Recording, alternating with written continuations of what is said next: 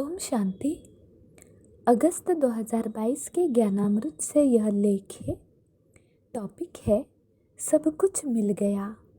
हम प्राय कहते हैं कि हमें भगवान मिल गया है, इसलिए सब कुछ मिल गया है और उनको पा लेने के बाद तो बाकी कुछ भी पाने की तृष्णा नहीं रही। परंतु हम व्यवहार में देखते हैं कि यह समझ लेने पर कि फलाना मनुष्य ने परमपिता परमात्मा का सत्य परिचय प्राप्त कर लिया है और कि वह परमात्मा में निश्चय बुद्धि है, तब भी मनुष्य की इच्छाएं तो बनी ही रहती है।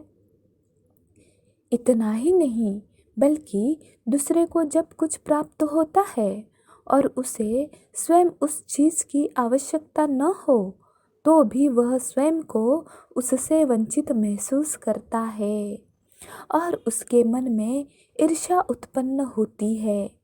कम से कम ईर्ष्या तो उत्पन्न नहीं होनी चाहिए, क्योंकि यदि दूसरा कोई व्यक्ति कुछ प्राप्त करता है तब हमारे लिए भी प्राप्त करने को संसार में और बहुत कुछ है। संसार तो बहुत बड़ा है। उद्यमी के लिए तो कोई भी वस्तु अप्राप्त नहीं होती।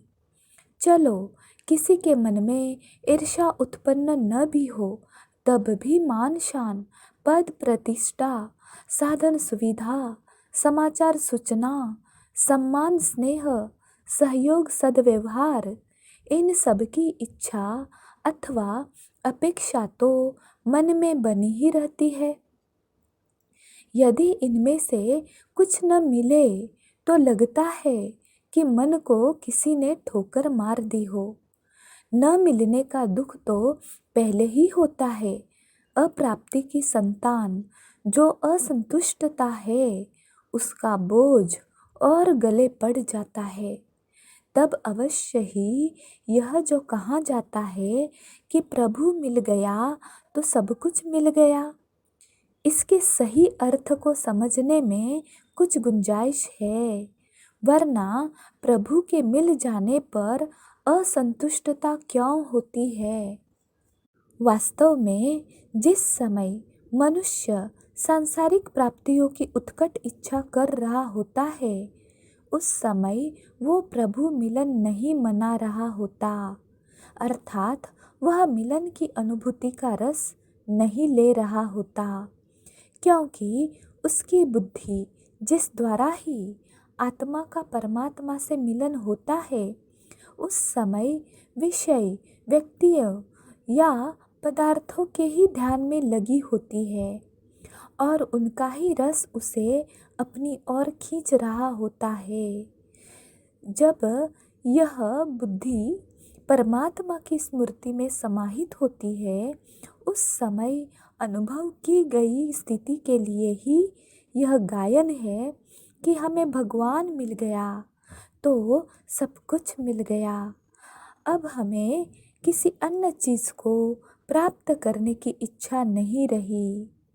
जो विषय पदार्थ अथवा सांसारिक उपलब्धियाँ मन को लगाए हुए हैं, भला वह यह कैसे कह सकता है कि मुझे प्रभु मिल गया है, जबकि वह मिलन मनाने की स्थिति में अथवा अनुभूति में होता ही नहीं। उसका कथन ऐसा ही है जैसे कि कोई व्यक्ति अपने घर में आए हुए किसी महान व्यक्ति के पास बैठकर न तो उससे बात करता है, न उससे मिलता है, बल्कि और धंधों में व्यस्त रहता है।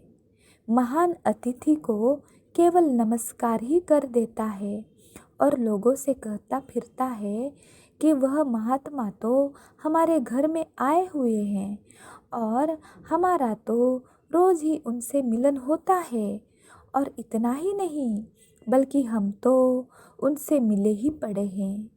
स्पष्ट है कि वह व्यक्ति मिलन के लाभ को शायद अच्छी रीति से जानता ही नहीं।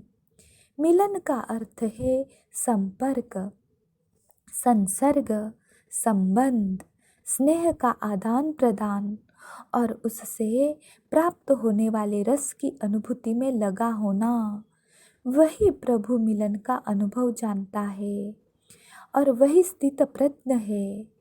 जिसकी बुद्धि का परमात्मा से मिलन हुआ रहता है, वही तो सदा संतुष्ट है, वही तो महात्यागी है और सहज एवं स्वाभाविक रूप से वैरागी भी है।